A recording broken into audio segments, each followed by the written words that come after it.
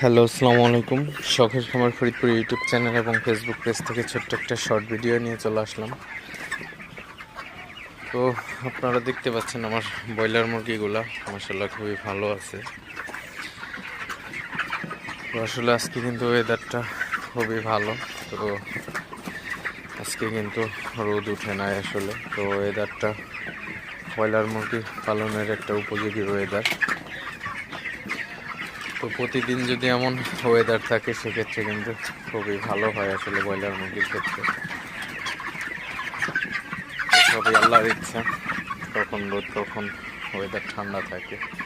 তো যাই হোক, তো সব মিলিয়ে আমার মুরগিগুলা মোটামুটি ভালোই সুস্থ আছে, কারণ এখনকার ওয়েদারের সাথে আসলে হঠাৎ করে গরম পড়ে যায় এবং হঠাৎ করে ওয়েদার ডাউন হয়ে যায়। তো এই সমস্ত দিক মিলিয়ে আসলে মোটামুটি মুরগিগুলা সুস্থ আছে।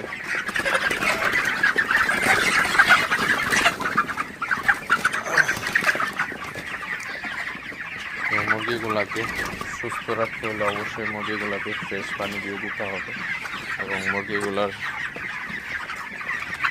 একটু পরপর তাড়াই দিতে হবে। সকালবেলায় আমি মুরগিকে একবারে ফ্রেশ পানি দিয়ে দিছি। তো অবশ্যই আপনারা মুরগির যে পানির কন্টেনার, এই কন্টেনারটা পরিষ্কার করে পানি দিবেন, তাহলে মুরগিগুলা কিন্তু বেশি ভালো সুস্থ থাকবে।